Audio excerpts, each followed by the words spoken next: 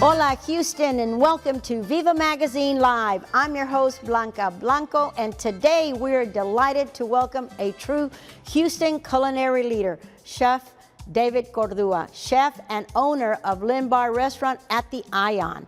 David has built an impressive career across restaurants, catering, hospitality, television, and community leadership. And today, we're going to talk to him about his journey, his inspiration, and what continues to drive his work in Houston. But before we talk to Chef David Cordúa, we're going to take a short break and hear a word from our sponsors, and we'll be right back. Don't go away.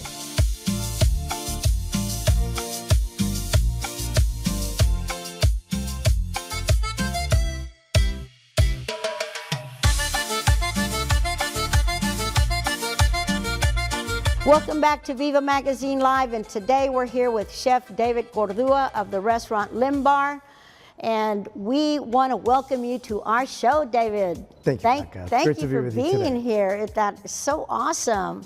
So tell me what's going on with FIFA. I heard you had a big crowd at the Limbar the other day. USA was incredible yesterday. Yes. Did you see it? Yes. That was amazing, and people came out. You know, this whole World Cup has been kind of a question mark for Houston. Yeah. And tonight, I think the floodgates opened. People came out in droves. They came to celebrate. It was like nothing I've never seen before. Yeah, yeah. That was really cool. You said you had about 800 people there. 800 people in the Ion. At the Ion. Oh my God. And then Mexico starting it all off on Thursday with Fan Fest here on the East End. This is going to be like a summer that we've never had before. Yeah, that's that I know. right. Yeah. A lot of fun, a lot of activity, and people everywhere. Before we get into, I know that a lot of people know your name, because you have a very famous name. Your father was very famous chef, Michael Cordua, and you do as well. So before we get into your story, how would you introduce yourself and introduce your culinary journey to the folks that don't know you? Well, I'm the chef owner of the Limbar, located in the Ion. It's in the original Sears building in Midtown Montrose Museum District.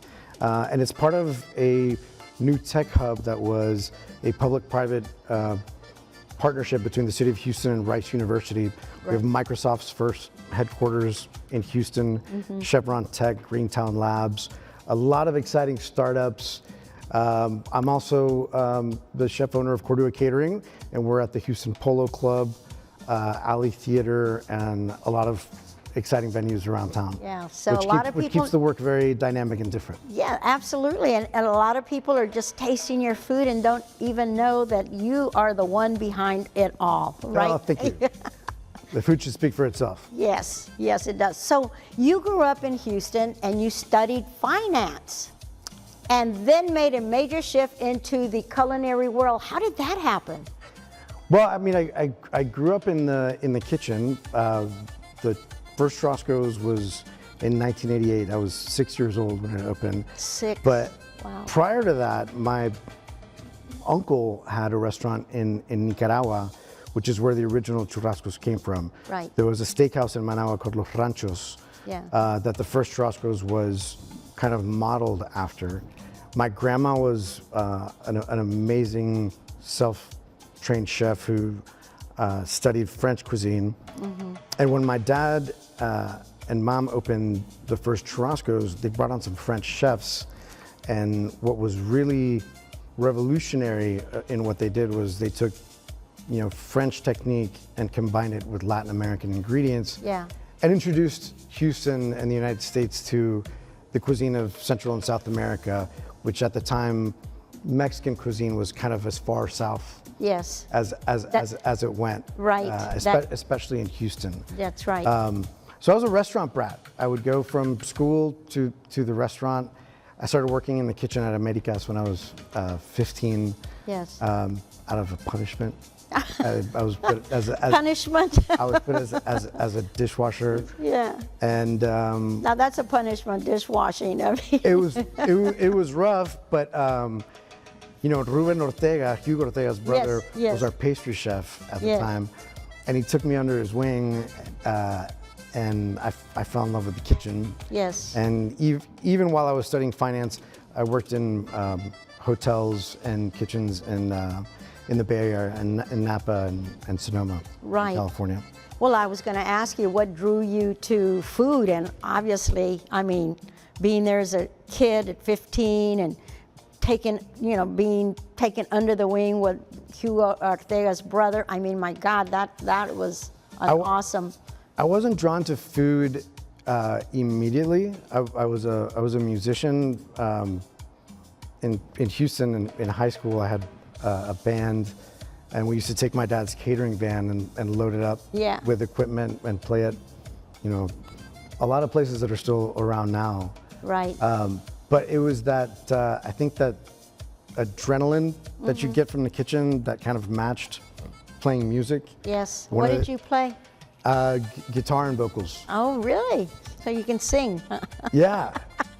And there's a lot of similarities even beyond the obvious. Like one of the things that my dad taught me early on in the kitchen was the concept of ratios and the vinaigrette. Like everything that works in the mouth is a ratio of 1 part acid, 3 part fat, like a basic vinaigrette. Yeah. And that same magic math applies to music, applies to food, and I kind of see them in the same way. Like you're unsettled until you find harmony and things work out the way they're supposed to work out. Well, that is an interesting way to look at it. I would never have thought that, but coming from your creative mind and thinking, I can imagine. There's magical ratios that make things beautiful, that make things delicious, that make things sound incredible. Yes, absolutely. So after college, you trained in Paris at La Cordon Bleu, and forgive my French, I'm not very good at it. That was perfect. And you worked at some notable restaurants, like La Tour d'Argent. La Tour d'Argent, yes, it was the oldest restaurant still operating in Paris. It was opened in the 1400s. Wow. And I was one of about 30 cooks in the kitchen. Wow, one of 30, can you imagine? Yeah. Oh my God. And also you were at La Berge Bresson? Yeah, good research. Where? Yeah, that was a small bistro that specialized in the cuisine of Normandy, of Brest, like northwestern France, which is almost England. Yes, yes. So what did that experience teach you about technique, discipline, and hospitality? I am sure, the French cuisine is exquisite, obviously. What did that teach you?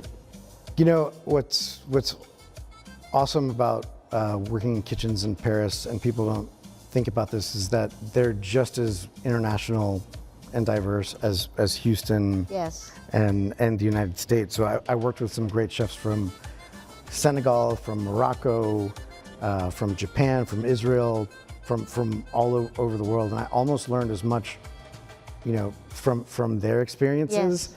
But what we all had in common was fundamental, French technique and cuisine. The French invented the way the kitchen runs, the way you start sauces, finish plates. So it's a universal language. Yeah. It's almost like a math in that sense, and it can apply to a lot of different cuisines, which has served me really well in Houston when you're trying to represent not just where you come from, but this multicultural, incredible mosaic that we live in. Yes, this diverse city.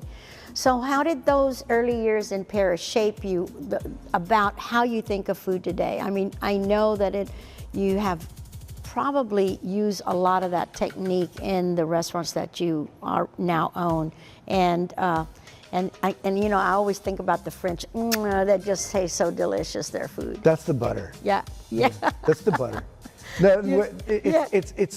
It's a foundation. Yes. That you can go in so many different directions, and if you understand that foundation, you can break the rules. Yeah.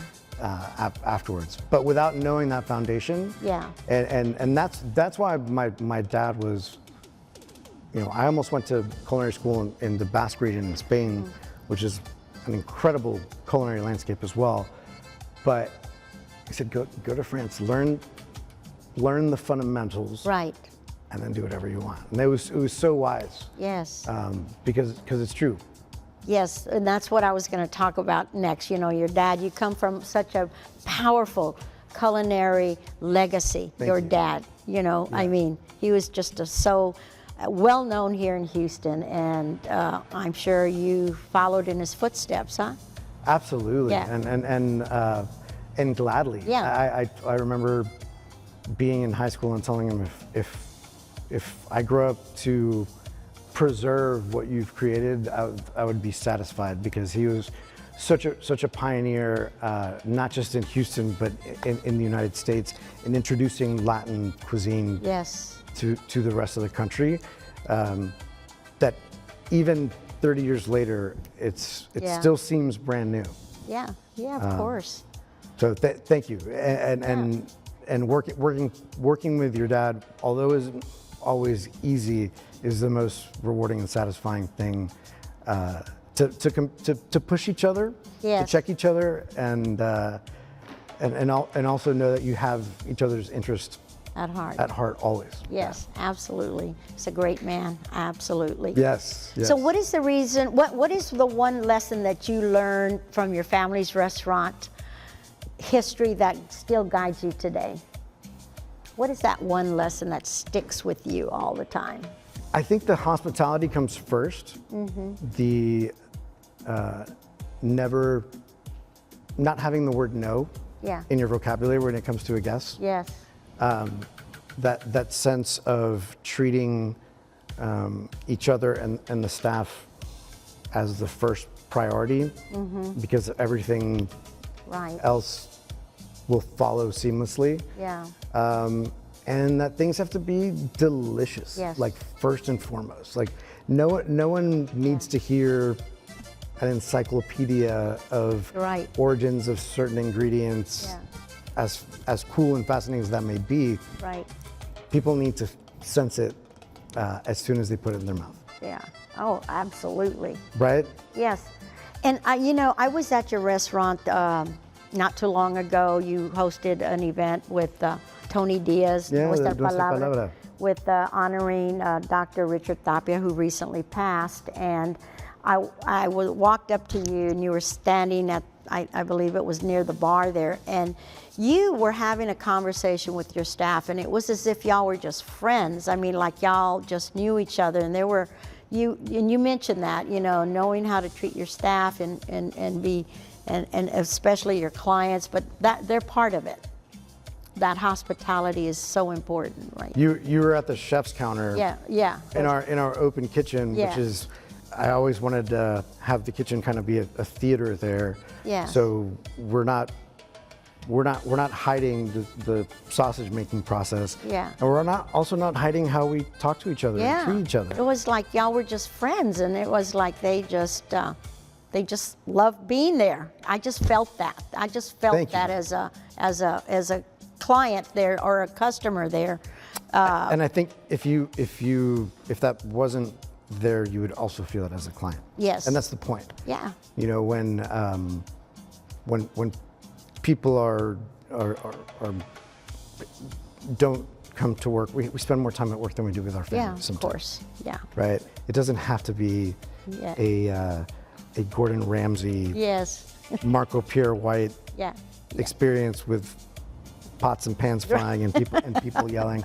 I experienced some of that in France, but it doesn't have to be that way. Yeah. And it's not done that way anymore. Yeah, of course. In general. Oh, it was an awesome, I just felt that it was so warm, and that's what I liked about it.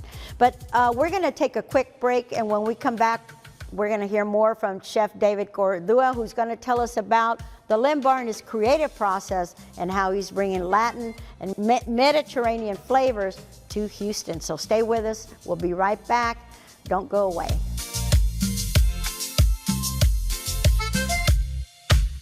And we're back with Chef David Cordúa. Let's talk about the Limb Bar. David, tell me all about it. What was your vision when you created this restaurant? So it's rare in Houston to be in a historic building. Yes. You know, the Sears building there was built in 1938. Our origin story in Houston starts on Limbar Street. My grandparents on my dad's side moved from Nicaragua to Houston to Limbar Street in Meyerland. Yes. In the late 70s. My maternal grandparents, my grandfather was the vice president of Nicaragua at the time, Alfonso Callejas. He was the vice president of Nicaragua. Just before the revolution. Yes. And it was harder for him to leave the country. And when my parents married, their invitation marked Limbar Drive was the way that he was able to get out of the country. So Limbar, besides being the street that I was born and raised in, it has a lot of significance for our family and our family's history. Yeah. So I wanted to pay tribute to our roots in Houston, being in a historic building. If Churrascos en Americas were our origin stories in Latin America, I wanted to pay tribute to our roots here in the city of Houston. Yes, of course. I mean, it's such a unique restaurant. You have a wall of old, grandmas. Yes, grandmas, like an old radio there. You have an old typewriter, like one of those that you type. I mean, it's just There's such clock radios from the original Sears. The speakers are vintage Pioneer speakers, like you would have found in Sears. What is the significance of the typewriter that you have at the corner of the bar there? I always wanted to have a typewriter there for people to leave notes. I found it at an antique shop in the Heights, but it's meant to feel like you're in a fantasy storybook grandmother's house. Yes. That's why there's a big flowering tree in the middle of the dining room, almost like a secret garden. So there's an element of like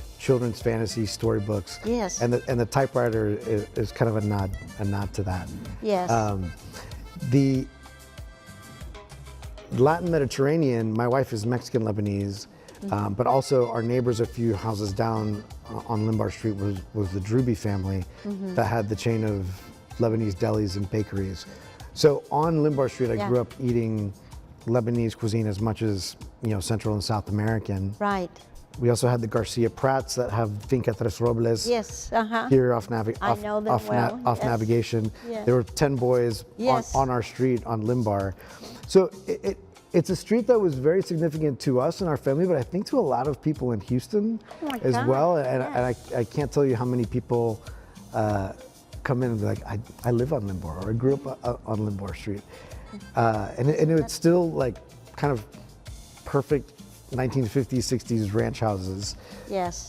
So wanted to take people a little bit once upon a time. Right. But in Houston. Right. Well, you certainly did that. I mean, that is such a warm feeling there. I really, really like the ambience and the nostalgic way of feeling in that bookcase that you have there, full of books and fairy tale books, or and then you have.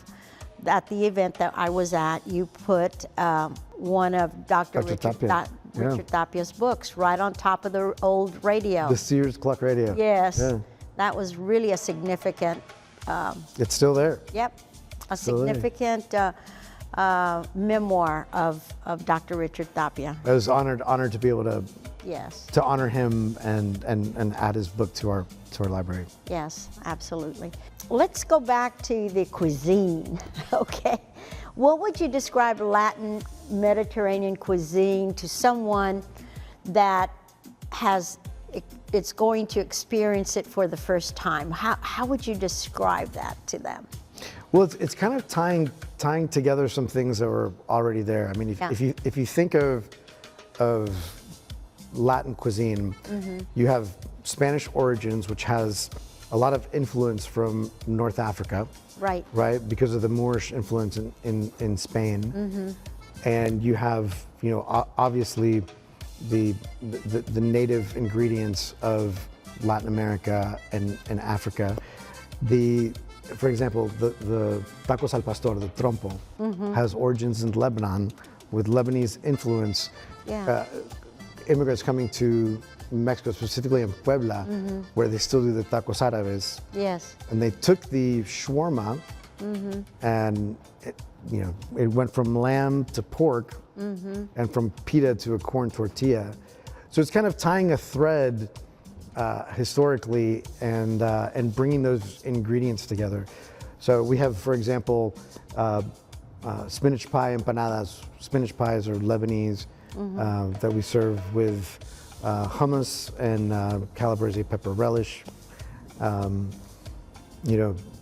Beef kofta empanadas with labneh and chimichurri. We do the tacos árabes with beef kofta and achote chicken skewers. Wow, you're making me hungry already. Our ceviche is with a sweet potato base, which is typical of Peruvian cuisine. Yeah. But then we top it off with coconut milk, which you see more in Polynesian raw seafood dishes. So it's kind of tying a thread, on these common ingredients that it's not a stretch to combine. Right. And my wife being Mexican Lebanese, this is the way we eat at her parents' house, like every Sunday. Right. So it's not uncommon to have ceviche and then a quibe. Yeah. It's the way we eat. Yeah. And when creating the cuisine and menu for Limbar, I needed it to be authentic to the way that we eat. I was just going to ask you, when you're building a dish, do you start it from memory, or do you just bring out all those ingredients that you learned about and those techniques, or is it just the guest experience? I mean, how do you build that dish from scratch? I mean, surely you have several of them. Yeah, I mean, first, I think the earth tells you kind of what you're supposed to be eating right now. We're in summer in Houston, like tomatoes and strawberries and like peppers. There's things that your body craves because it's what's good right now. So it starts there. Yeah.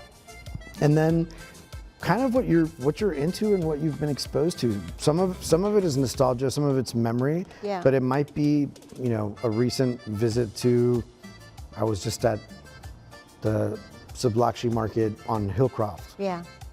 So I have a lot of those Indian ingredients, which go great with a lot of summer ingredients and with summer heat in Houston. So it's what's around you and what you're into, what you're craving, and often what you're craving is what's in season. Yes, and I have to say there is an attorney out there that says you have the fabulous hamburgers. So I just, That's a secret. That's what I hear. That there's a secret there that you just got to come try that. Aside of all the other dishes that you have this fabulous hamburger dish. It's called the cheeseburger, and it's kind of an inside joke because it's a Saturday Night Live skit where it's a Greek diner and everyone's ordering the cheeseburger. Yeah. Do you remember it? Cheeseburger. I don't remember it, but it sounds good. And because we're kind of Latin with some Mediterranean, that's where the name comes from. But it's a double smash burger with caramelized onion, garlic aioli. Oh my God! On a potato bun. You don't need any teeth to eat it. You don't need teeth. No need teeth for this beef. That's awesome. I can't wait to try one. Beside all the other dishes that I'm going to go there and eat. The other one is our Pepito steak sandwich. Yeah. Sorry, which is that one is full nostalgia because it's what my dad used to make me after school at Churrasco's. Yeah. I would do my homework at the bar, and he would put a Churrasco steak in between two pieces of garlic bread, and that's it. It was garlic bread, Churrasco with chimichurri with garlic on garlic on garlic. Oh my God! Oh, it's so good. Yeah, I can imagine. And that's one of our other best sellers. Yes. You know, Houston is such a diverse city for food, obviously, because there's so many different cultures here. So how does that influence the menu and your creativity? Like, say, do you change your menu every single month, or you, for the, like you say, during the summer, during the winter, or like events that are happening right now? You mentioned FIFA. Yeah. So, yeah, so that does. We change the menu seasonally, and luckily, because of how much catering we do, for instance, for Alley Theater, we do a menu for every opening night. Yeah. Like based on the show that's opening. So we just had Misery open, Yeah. Stephen King novel and book. So we had lobster rolls as a starter. Stephen King's from Maine. Yeah. Then we did a Denver strip steak because the play takes place in Colorado. So that often fuels a lot of what ends up on the menu. Right now we're gonna have a chef from Congo, Chef Jenny Sabasagari, doing an African menu that we're featuring for the Congo, Portugal, and Cabo Verde games coming up. So it really is event-based. David, you have been very active in the media, including hosting a Houston cookbook on PBS, and you've been very active out there in the community, giving your time to organizations that really need your help in the community. So tell us a little bit about that, and how do you organize your time to do all of those things? Well, the Houston Cookbook was a dream come true, to be able to be a tourist in my own city and interview some of my heroes and favorite chefs. Chef Kieran Verma, who's like another mother to me. It was incredible. It was like nationally syndicated, so I'd have friends from other states calling me like, "Oh, we saw you on PBS." So that was, I got to be like Anthony Bourdain in my own city. That's awesome. Incredible. Yeah. And you know, Houston is a very generous city that gives back and gives back tenfold to its restaurants. So there's no separation between restaurants and the community. We're one and the same. Right now, we're getting ready for Houston Restaurant Weeks in August. I think the Houston Food Bank is something that is needed more than ever before. So please come out and support Houston Restaurant Week starting in August. We had our best year ever last year, and we'll be ready for you. Other than that, you can catch us at the Houston Polo Club when the season starts again in September, and at the Limbar. Can't wait to have you back, Blanca. Yeah, I can't wait to be there. All right. So, but I want to say that you also serve in boards. You supported organizations like Children at Risk, Houston Arts Alliance, and Healthcare for the Homeless. So you have done a lot. And how do you keep your time so organized to do all of those things and be a dad and a husband and a chef and on TV? David, how do you do it? If I gave you the impression that it's organized, it's far. It's far from it. But what it does is everything spills into everything else. Yes. And the city gives back way more than anything that I could. I appreciate that so much. Yeah. Any last words you want to say to the Viva Magazine Live audience? Viva, thank you for having me. First and foremost, I feel so lucky that I got to meet you in the studio in my neighborhood in the East End. So this made me so proud to be able to share this with you. And no, look forward to seeing you at the Limbar, at the Ion. Yeah. Keep supporting businesses in the East End along Fan Fest for World Cup. We need you. Right. We and need you are right a resident of the East End, so that's what I'm saying. Yeah. I feel so proud to be sharing with you today. Chef David Cordúa, thank you so much for joining us today and sharing your story, your passion, and your corazón and the love of Houston. So thank you. Thank you, Blanca, for being here. Your journey is beautiful, example of family, culture, and creativity, and community coming together on and off the plate. And thank you to our viewers for watching Viva Magazine Live, and we're all here to celebrate our community. I'm your host, Blanca Blanco, and we'll see you next time. Hasta luego, Houston.